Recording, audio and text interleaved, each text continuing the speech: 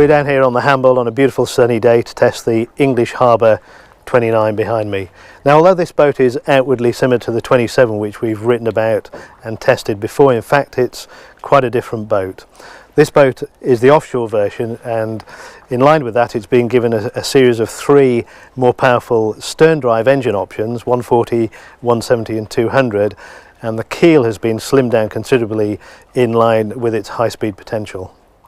So since our last visit, English Harbour have made quite a few changes, some quite small refinements and some larger ones, and these are changes that will affect all the boats, both the inshore boats and the offshore boats. So most of those are down below, so let's go down and have a look and see what those are.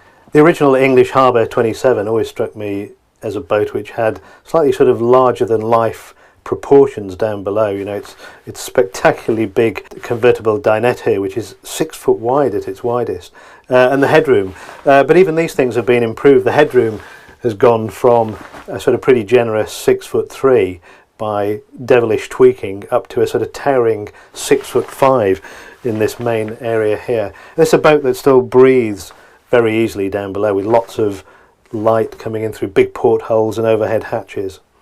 So this cabin is the area which has undergone probably the most significant changes. English Harbour have re-engineered the steps between the saloon and the cockpit, and in doing so they've seemed to have recaptured a considerable amount of space down here which has been given over to the cabin. And they've even found room for a couple of big cave lockers outboard.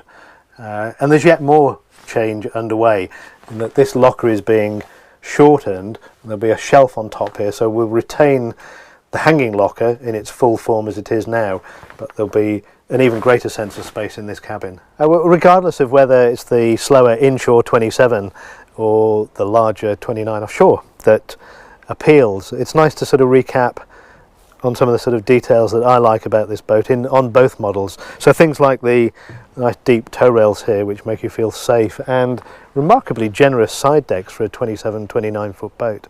And then there's this great expanse of glass over the saloon which always makes it feel really nice and light and airy down below.